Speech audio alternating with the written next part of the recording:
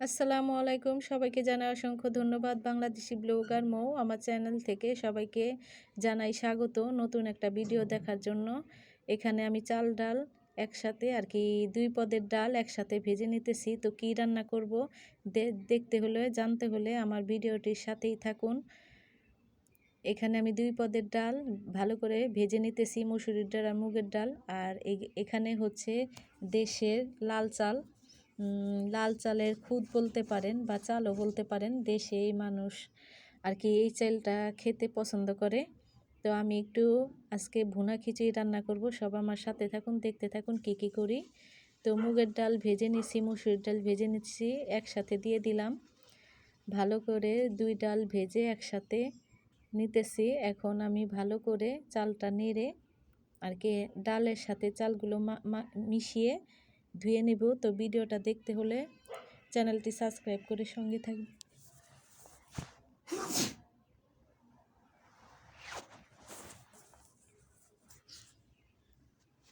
এই তো ডালগুলো গরম, এই জন্য আমি হাত দিতে পারতেছিলাম না, তারপরেও মাখিয়ে নিছি। দেখেন ধোয়ার পরে বোঝা যাবে।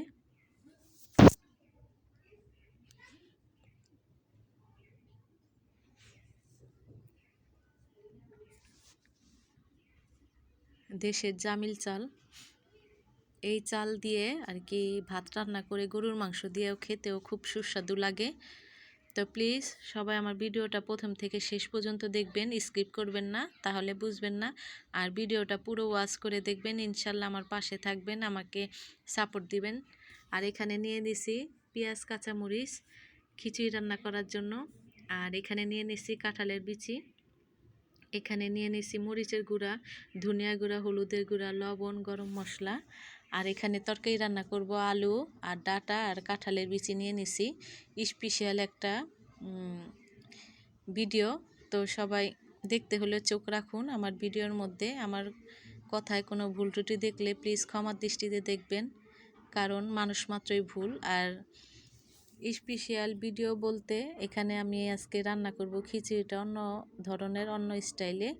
তো এখানে দিয়ে দিলাম গরুর তেল রান্না করছিলাম। গরু জানেন তো, কুরবানির গরুর গোস্তের মধ্যে অনেক তেল থাকে। তো রান্না করে আমি তেলগুলো আলাদা উঠিয়ে রাখছিলাম, সেই তেল দিয়ে আজকে রান্না করব খিচুড়িটা। আর গরম গরম খেতে খিচুড়ি খুবই সুস্বাদু লাগে। কে কে এইভাবে খান প্লিজ কমেন্টে জানাবেন। তেলটা আমার গরম হয়ে গেছে, এখানে আমি পেঁয়াজ কাঁচামরিচ আর দুইটা শুকনো মরিচ দিয়ে দিছি। তো ভালো করে লাল করে নেব। এখন একটু পানি দিয়ে দিলাম, পেঁয়াজটা ভেজে নিছি। এখন দিয়ে দিব সব পদের মশলা,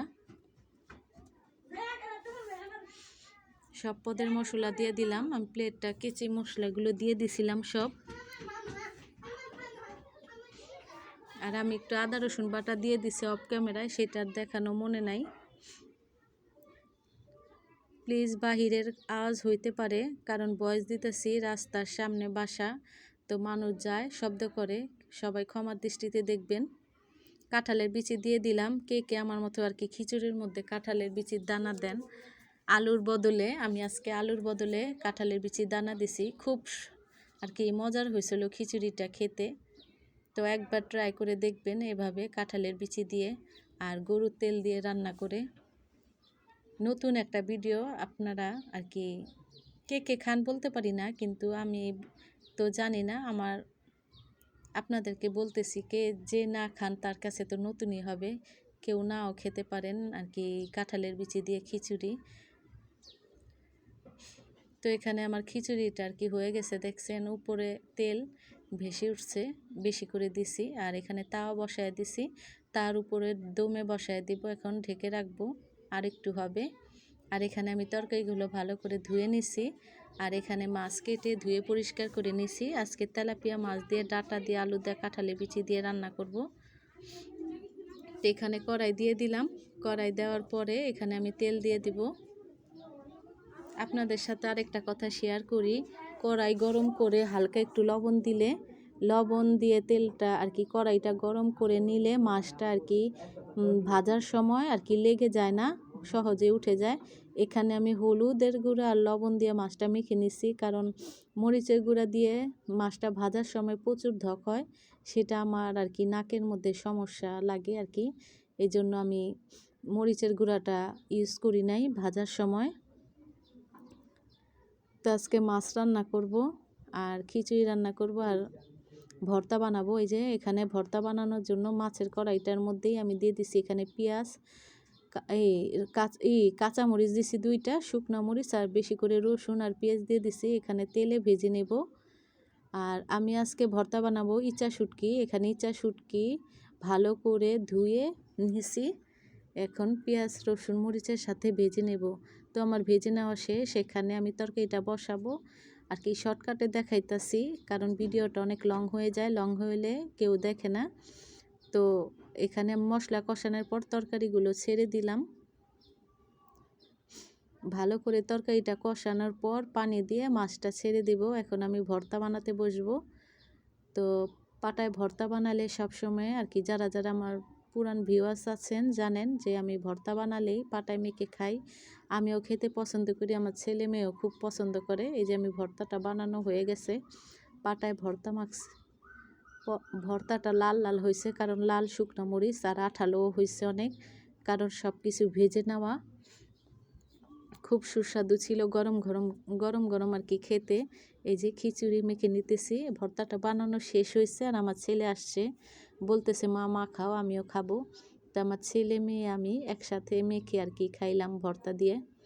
তো কে কে পাটায় মেখে খেতে পছন্দ করেন অবশ্যই কমেন্টে জানাবেন, আমার পাশে থাকবেন। ভিডিওটি ভালো লাগলে সাবস্ক্রাইব করে দিবেন আমার চ্যানেলটা।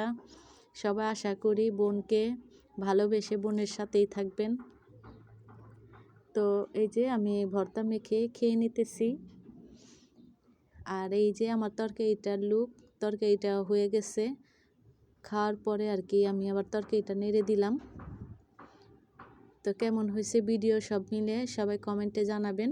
ভালো লাগলেও বলবেন, খারাপ লাগলেও বলবেন, আর কথার মাঝে ভুল ত্রুটি